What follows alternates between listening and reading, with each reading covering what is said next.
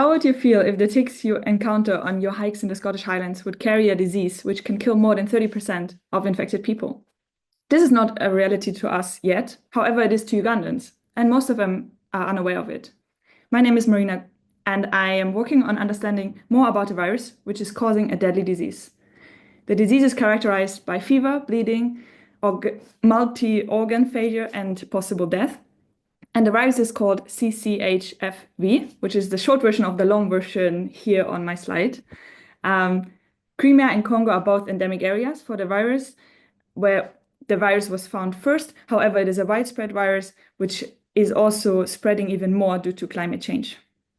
Also on my slide is in the upper circle is a tick, which I encountered in my trip in Kasese district in Uganda, which is ready to latch on anything bypassing human or animal. CCHF can be transmitted by tick bites to humans and domestic and wild animals, as you see in the down corner. And then the infection in animals is not severe and therefore opens up a second transmission route through the blood or tissue of infected animals to humans. Due to the nature of the disease, humans can also transmit the disease further. This sounds all very theoretical, not so? Like, when are we encountering wild animals? When are we touching animal blood? Or when are we touching people who are so sick?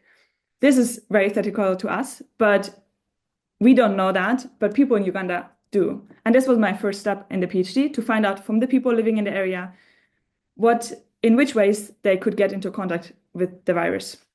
And for this, I traveled with social scientists to 6 districts in Uganda and conducted interviews and discussion groups. We found surprising, shocking, and heartwarming stories about animal contact and ticks, and used this knowledge to develop a large randomized serosurvey.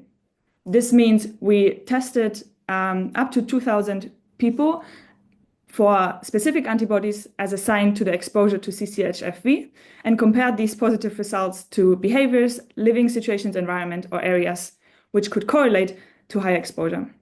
I'm in the phase of analyzing the data. We hope this could lead to a better understanding of the transmission and therefore a targeted control strategy, for example, including raising a specific awareness in the community, tick control, or behavioral changes, or vaccine discussions. We want to be prepared when, how, if, and where we could be exposed to such a deadly virus, and this is true for Ugandans too. I hope this PhD can add a little piece to this effort and that we can all feel safe in our environments. Thank you so much.